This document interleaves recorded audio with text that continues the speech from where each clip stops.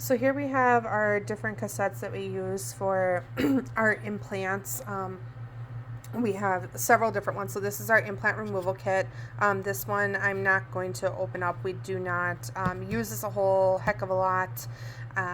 Not too concerned with that one. We do have our two BioHorizon kits here. These are the type of implants that Dr. Jeffrey places. Like I said, it's called BioHorizon, so she places two different types. One would be guided, one would be non-guided. She will dictate that when she is planning out the implant itself, and that will just basically mean that one of them we are kind of freehanding and the other one we're using a guide for, and that is determined just by the amount of bone that is in the area, and if she chooses to send out to have BioHorizons evaluate it for a possible guide or not. So we'll open up the BioHorizons non-guided kit. This is the one that we'll use the most of. We've done more non-guided than guided at this point.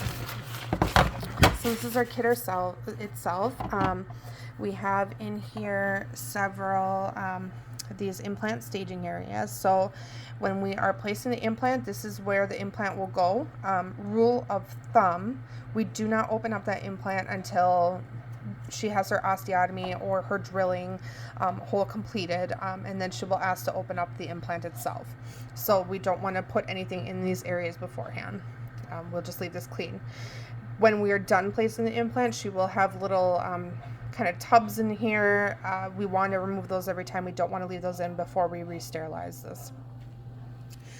Here we have our different pins. So she will utilize these pins to figure out, where we're at as far as the angle of the implant itself.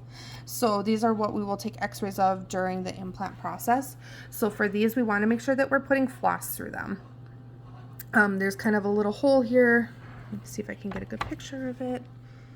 Yep, there's a little hole that we're going to want to run floss through, and just rule of thumb, I put them through every one of these pins just to make sure, because not always sure which one she's going to use, so I'll put them through every one of them. There will be a plan with these non-guided ones that she's gonna, she'll have kind of dictated. I do typically try to tape up on the walls what her plans are, so that way she knows exactly which drill she's going to be using. So this is just an example of it, what is in here. This is our ratchet itself. This is what she's going to use to torque down the implant when she's finished with it, but we will use that motor that you saw in the previous video for most of the procedure here.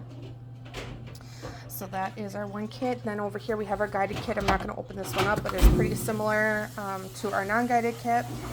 We have our universal kit. So this is going to be used for our Straumann kits that we use. So Dr. Nod, the periodontist in Duluth, only places Straumann, so we do a lot of restorative work for his implants itself. So this will be a very common one that you'll use as far as restoring those implants. We have our BioHorizons kit for restoring. So when she places an implant, this is the one that we're going to use to restore it with the crown feature. So again, I'm not going to open this one up. We'll kind of go through that as we, you kind of learn more about the implant process. And then this is a Nobel one. This is not a very common one that we use, so I'm not going to open this one up again. A lot of the oral surgeons will place Nobel, but we typically do not refer to the oral surgeons for implants themselves. That is more the periodontist, and he, again, places Straumann. So that's kind of our implant kits there.